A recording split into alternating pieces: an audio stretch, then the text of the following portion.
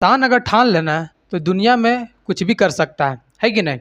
Hello बच्चा party, क्या हाल चाल, कैसे हैं आप सभी लोग? काफ़ी बढ़िया। तो बच्चे लोग, आज की वीडियो में हम लोग बात करेंगे मैकेनिकल प्रॉपर्टीज ऑफ सॉलिड की।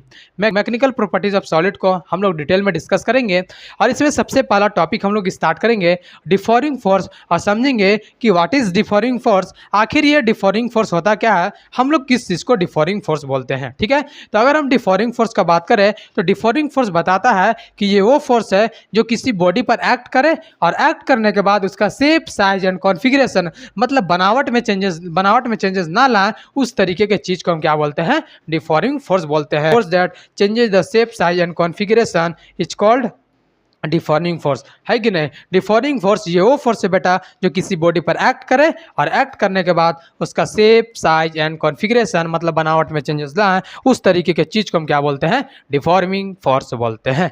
क्या हमारी बातें क्लियर है? हाँ या ना बोल।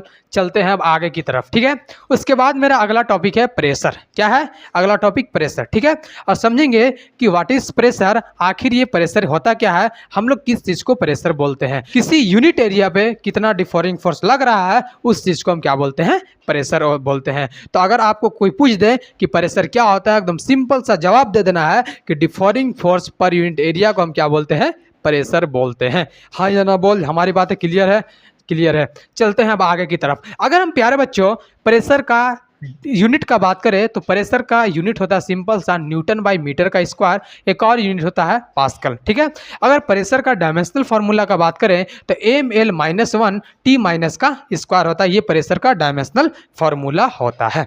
क्या हमारी बातें क्लियर है? हाँ या ना बोल। चलते हैं अब आगे की तरफ। तो आप डिफॉर्मिंग फोर्स समझ गए, प्रेशर समझ गए। अब मेरा अगला टॉपिक है बच्चों स्ट्रेस, है कि नहीं। क्या है? स्ट्रेस। और चलते हम लोग स्ट्रेस की जर्नी में। ठीक है, क्या चीज? चलते हैं स्ट्रेस की जर्नी में। आपको पता है कि स्ट्रेस में डिफॉरिंग फोर्स भी लगता है, स्ट्रेस में रीस्टोरिंग फोर्स लगता है कि नहीं। तो स्ट्रेस का अगर हम डिफिनेशन का बात करें तो स्ट्रेस का एकदम सिंपल सा डिफिनेशन है, restoring force acting per unit area is known as stress, है कि नहीं।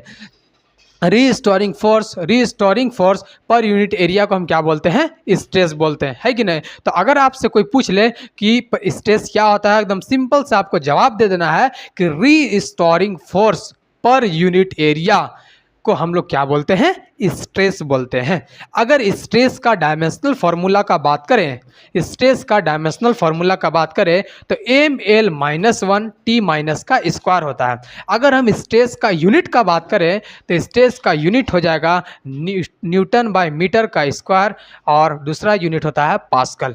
यहाँ तक आप लोग को कोई दिक्कत नहीं होगा, है कि नहीं। चलते हैं हम लोग आगे की तरफ। अब देखिए, अभी मैंने आपको 2-3 मिनट में 3 टॉपिक मैंने कवर किया। ठीक है, 3 टॉपिक मैंने कवर किया।